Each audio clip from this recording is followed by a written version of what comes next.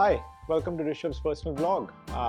I am Rishabh. If this is your first time here, I like to talk about fashion, lifestyle, cocktails, and a lot of other things that I'm interested in or might have my hobbies in.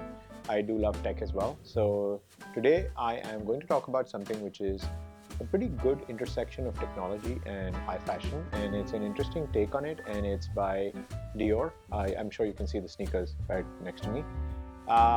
The goal of this video is much less of a review, but talk about the experience, the product, what the goal of this product essentially is, how did I see this shoe as, what the size and the fit is. I've seen a bunch of the videos that are currently posted on YouTube, so if you're looking for something which shows you lifestyle images of how to dress up this sneaker, I'd recommend checking those out. I wouldn't be doing that in this video. The thing that I was looking most for when I was checking out reviews for this pair was, what is it fit like? What is the technology behind it? Apparently it comes with a built-in NFC chip, right, which allows you to have a digital certificate of authentication. I'll get into more into that as I show you the product. And the other thing that I was wondering about is sizing. And the problem with some of these high fashion brands is that sizing is not typically standard, and because they mostly follow the European sizing, right, it's sometimes very hard for us in North America or other parts of the world, which typically follow a UK size or a US size here in North America, to understand exactly what size to pick up, because these go by EU sizes and not as much as a UK size or a US size. So just trying to understand what fits you best. So I'll talk a little bit about that. And then I will also talk about a bit of a frustrating experience I had with this product, especially given the technology part in it, and how I had to go back and forth in order to figure out how to get that technology feature actually functioning. So let's get more into that and talk about the product. So the product that we're talking about is Dior's latest drop of sneakers. These are called the B33. It is a part of the Dior Tears drop, I believe. That's what it's being called as. These released early July from what I gather. They came in a bunch of colors. This is the brown color that I have here. As you can see, I've not even worn these out yet. And I'm not sure if I'm going to be keeping them or not, if I'm going to be wearing them or not. I'm still on the fence about them. They did look the best to me, I'd say, because they were simple, they were classy, they're a tan brown. I swapped out the brown laces from the blue laces that you might see on online images. It's just more cleaner and a lot more subtle this way. I absolutely love the suede that is on this. They do have this typical denim canvas, or Dior canvas, sorry, that they have across a lot of their products. So that's also there. That's the part. And as you can see, it has Dior branding here, so pretty obvious and in the face. The 30 Avenue Montagne, I believe, that's their original store, I believe, in France. That's where they originated from. So that's how the product goes. I'm going to put the product down and talk more about the technology. So from what I gather, the left foot of this one, in this area specifically, has a built-in NFC chip. And what you can do is basically, you bring your iPhone or your Android phone to this part and you tap it hard. And when you do that, it gives you a little bit of a link where you can register it. It did come with a code inside the box. I'm not showing that code right now, but it did come with a code specifically inside the box. I took that code and I keyed it in once I got that pop-up after tapping the phone over my shoe at the back. And then I was able to register it to my account. And I basically actually received this digital certificate of ownership and my Apple Wallet, And as I speak to it, you're seeing it currently on the screen because I just wanted to show it to you. Of course, I've blurred out some of the personal details, but that's a pretty cool feature there, right? Like, I actually have a digital certificate of authentication, which tells me that this product is authentic. I own it from Dior. And it's an interesting use of the blockchain technology, because the one thing that we've been seeing a lot of in the industry is fake products. I think Nike is battling this problem in a major way, especially with some of their hype releases like the Travis Scott ones. Right? From what I have read across the internet, I believe that the Travis Scott Jordan ones, I believe mostly the lows, are probably the most faked sneakers in the industry. And that's just because they demand a high premium. So if you can sell a fake and pass it off as an authentic pair, there's a lot of money to be made there. So having this kind of a technology, I believe, is super interesting and really does allow for customer protection, consumer protection, and sort of peace of mind, especially when you're spending that kind of money.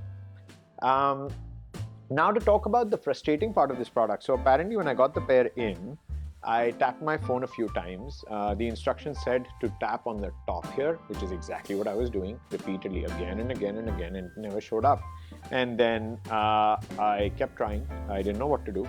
I did buy them at the Dior store here in Toronto, Yorkdale Mall. So I knew I was buying it from the right place. And this was the last pair in my size that they had, which is an EU 44 or a Dior 44, I guess. And I went on the Dior website customer service chat and I tried to get them to help me. And unfortunately, they couldn't help me. They couldn't tell me what to do. They just kept copy pasting instructions from the website. That's all really they could do, and nobody knew what to do. I began to get a tad bit frustrated with that, and I was like, okay, you know what? I anyways haven't worn these shoes, and I went back the next day and wanted to return them.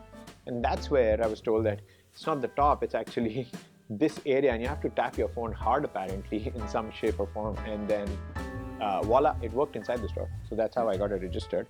But a frustrating experience nonetheless, that nobody could explain it. There was no video on YouTube explaining how to do this correctly. And unfortunately, there was no recourse I had but to go to the store. And when you build in technology into a product, but you don't have the right support mechanism, it's frustrating. What's worse is the instructions for doing this are actually on a website and not as much as on the package inside the box, which is probably not cool. All right. So what is the other reason for doing this? So this came in a bunch of colors. This thing cost me somewhere about $1,200 or $1,300 plus tax in Canada. So that's Canadian dollars.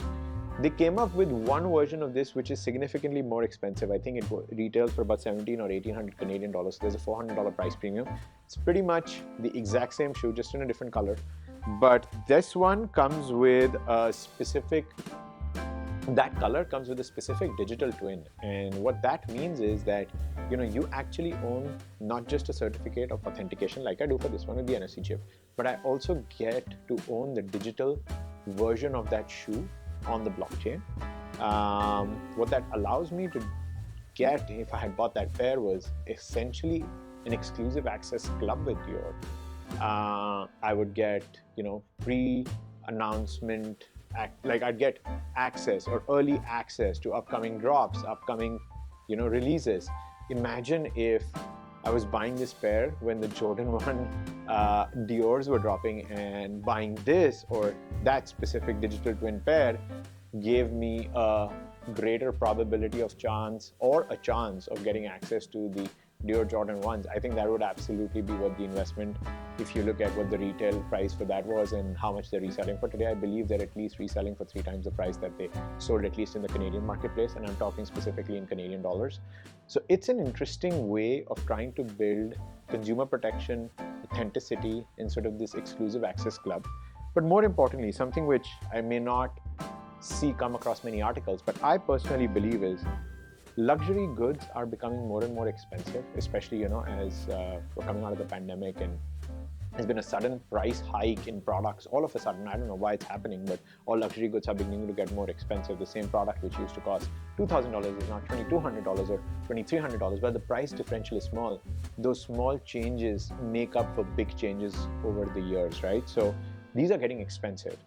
Now, having this digital certificate of authentication, which, by the way, if I did not mention it already, you can actually transfer it to your to the next owner. So let's say, I wear these well and I choose to sell them in the marketplace again, let's say Facebook Marketplace or any other channel, or even a consignment store. I can actually go ahead and transfer the digital ownership to the new owner. Now, what this allows us to do is create a market for sort of what do they say, second-hand luxury goods, which is pretty large, but with a certain level of peace of mind and authenticity. And I think that's the big takeaway for me on this product, is how building a chip into it ensures authenticity, peace of mind, and allows for digital transfer of ownership repeatedly. Because this is an expensive product. I don't expect to get the same money for this as I spend.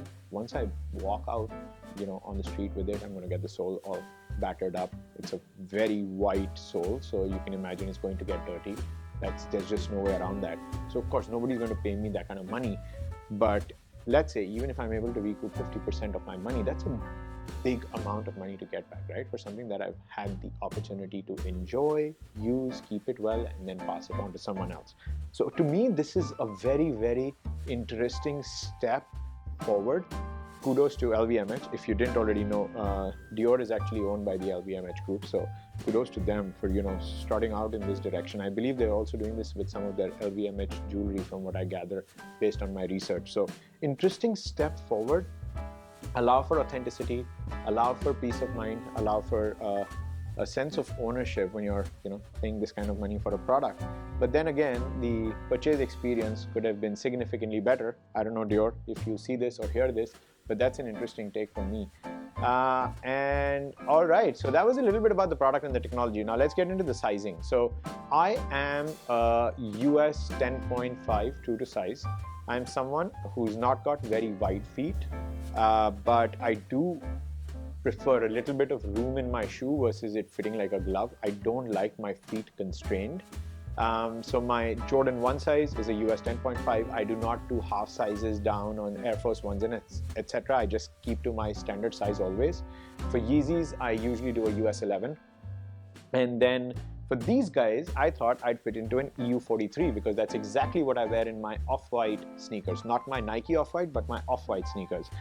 That said, these are a EU 44, and that's exactly how they fit me well. The 43 was actually pretty snug, so I'd recommend that.